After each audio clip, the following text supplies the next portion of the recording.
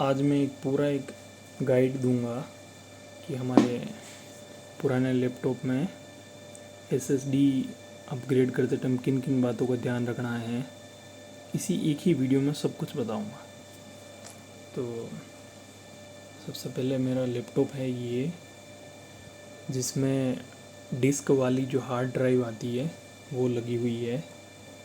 मैं दिखा देता हूँ, ऐसी होती है हार्ड ड्राइव, जो डिस्क वाला जो रहता है, जिसके अंदर सीडी टाइप के रहते हैं, मेटल के या मैग्नेटिक जो भी रहते हैं वो रहती है। इसको हम एसएसडी से रिप्लेस कर रहे हैं।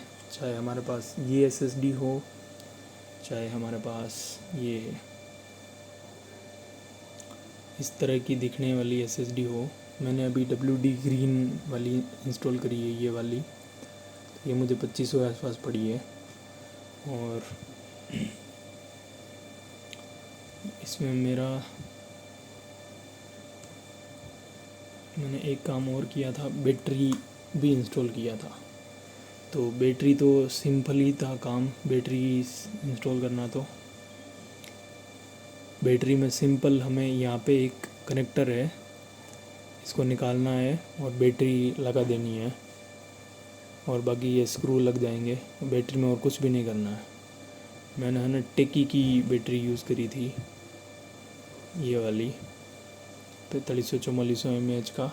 बाकी ओरिजिनल 5100 mAh के आसपास था, बट वो नहीं था। तो फिर मुझे ये 1400 रुपये की मिली, तो मैंने ये ले ली। ये हो गया, बैटरी का तो सिंपल हो गया। अब हम इसी पे आते हैं, ये SSD है। तो इसके लिए सबसे पहला क्वेश्चन हमारा आता है कि हमें फ्रेश विंडो इंस्टॉल करना है या उसी विंडो कॉपी करना है।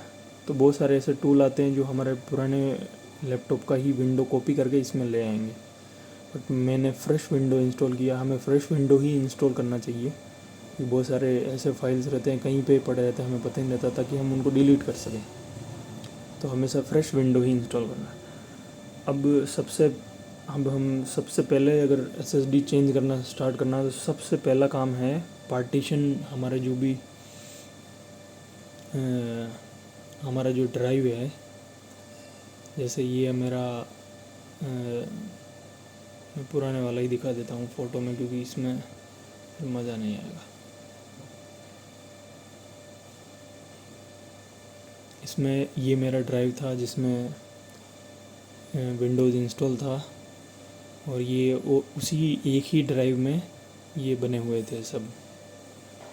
ये वॉल्यूम 2 बना हुआ था। ये तो हमारा USB है कोई।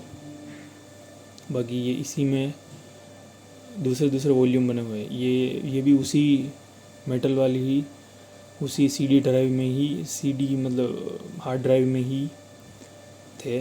तो सबसे पहला काम ये करना है, इसको एक नाम दे देना है, जो सिंपल हमारा जो भी नाम रहे।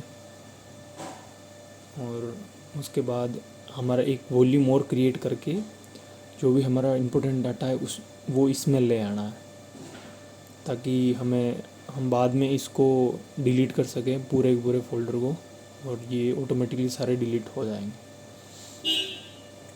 ये हो गया, सबसे पहला काम ही हमें यही करना है।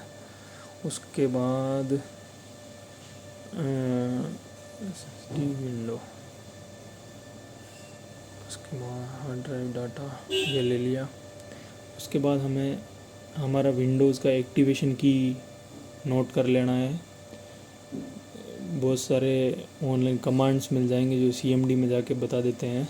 बाकी हमें एक्टिवेशन की भी नोट करने की भी ज़रूरत नहीं है। सिंपल हमें यहाँ पे हमारा जो भी एक्टिवेशन में आके यहाँ पे जो भी हमारा ये दिखा रहा है, यही हमें हमारे लैपटॉप में लगा हुआ आया, और डिजिटल लाइसेंस लिंक है हमारे उस माइक्रोसॉफ्ट अकाउंट से, ये दिखाना चाहिए। तो हमें प्रोडक्ट की सेव रखने की ज़रूरत नहीं है।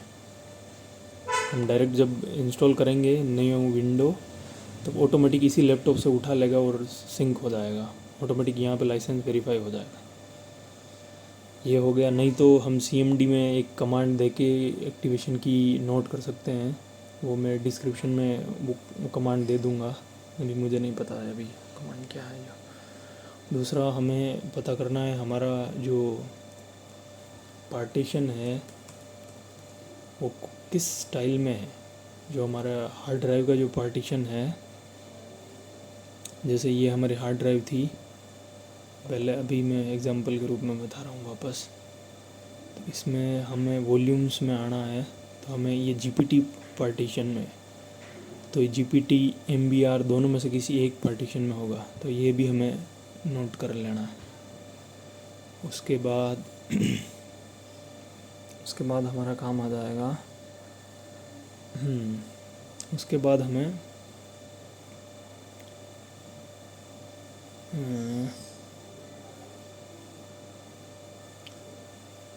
उसके बाद हमें आना है यहाँ पे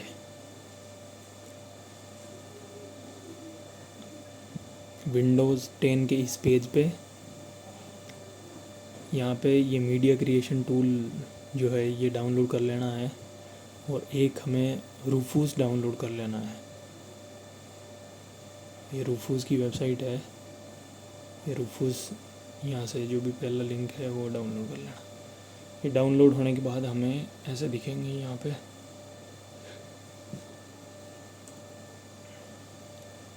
ये हमारा रूफूस आ गया और ये हमारा मीडिया क्रिएशन टूल आ गया।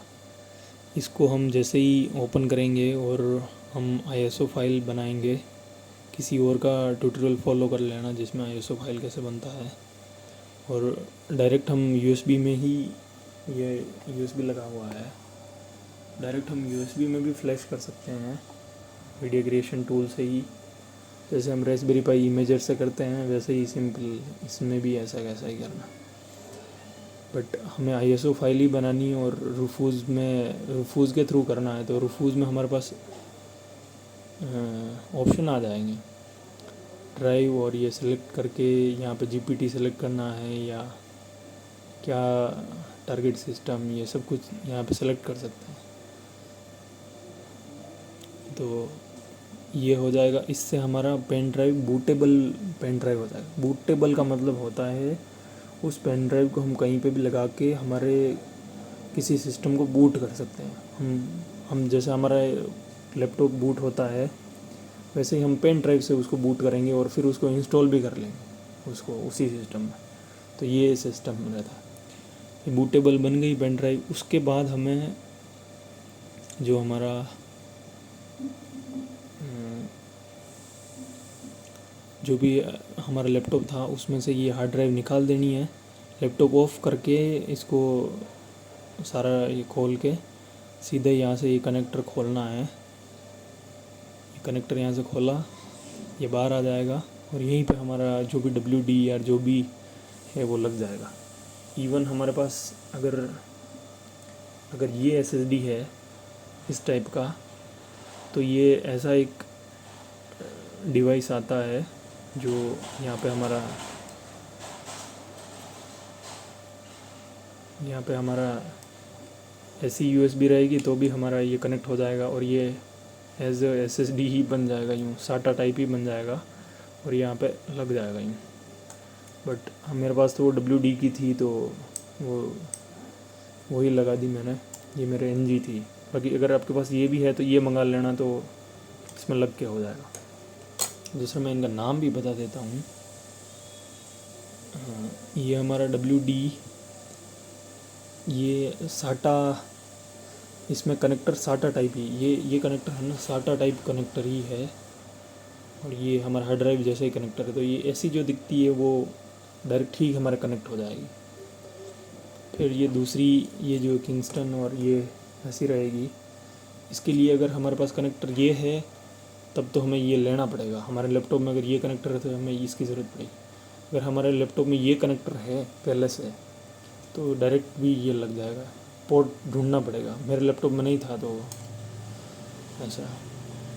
और एक आती है NVMe वाली, तो ये भी रहता है। ये हम पुराने लैपटॉप सपोर्ट नहीं करता, तो सबसे पहले लैपटॉप में यही देखना कि हमारे कौन सा SSD सपोर्ट कर रहा है, वो ही ख़रीदना है।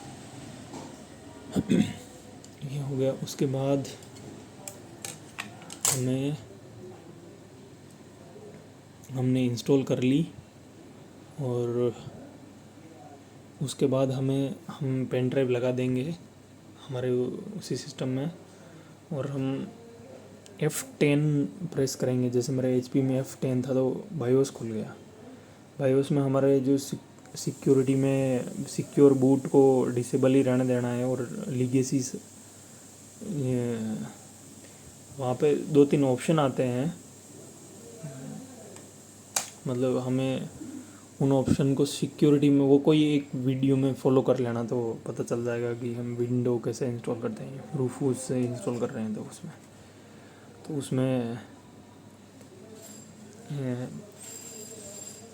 उसमें बूट एनेबल रखना पड़ेगा और 2-3 और भी कुछ सेटिंग करने पड़ेंगे। उसके बाद हम दोबारा USB लगाएंगे। जब हमारा रूफूस रेडी हो जाएगा, जब हमारा विंडोज़ USB बूटेबल बन जाएगा तो इस तरह दिखाएगा कुछ।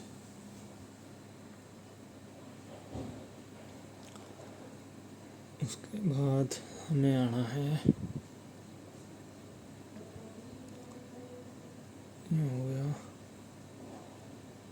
उसके बाद हम जब बूट करेंगे तो हमारे पास कुछ ऐसा आएगा।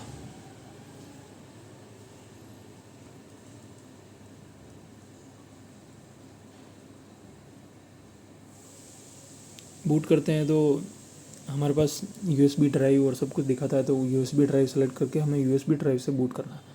उसके बाद एक इम्पोर्टेंट चीज़ यहाँ पे है, जब इस पेज पे आएंगे हम विंडोज़ के इंस्टॉलेशन के टाइम, तो यहाँ पे हमने ये पहला तो ड्राइव को बता रहा है कि ड्राइव 1 है 0 है क्या है।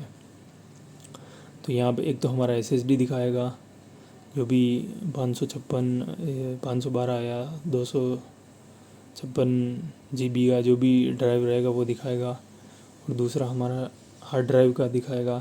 तो हार्ड ड्राइव का जिस वॉल्यूम में हमारा डाटा है उसको डिलीट नहीं करना है, बाकी जिस वॉल्यूम में डाटा या विंडोज़ इंस्टॉल था उसको डिलीट कर देना है यहाँ से। और बाकी एक हमारा USB दिखा रहा होगा और फिर सारे पार्टीशन सब डिलीट कर देना। ओनली हमारा जिसमें हमारा डाटा था उसको और हमारा जो SSD का ड्राइव है वो दिखाना चाहिए। फिर SSD के ड्राइव को सिलेक्ट करके यहाँ पर न्यू पे क्लिक करना है तो न्यू पार्टीशन बन जाएंगे और विंडोज़ के इंस्टॉलेशन को आगे नेक्स्ट करके फॉलो करना। फिर कोई और वीडियो भी फॉलो कर सकते हैं। डिलीट विंडोज़ पार्टीशन हो गया, क्रिएट न्यू पार्टीशन हो गया। उसके बाद जब लास्ट में आप आओगे तो यहाँ पे ऑटोमेटिकली यहाँ पे जैसे ही हम इंटरनेट कनेक्ट करेंगे यहाँ पे ऑटोमेटिकली आने लग जाएगा। ओके, तो ये एक मतलब गाइड है। ओके।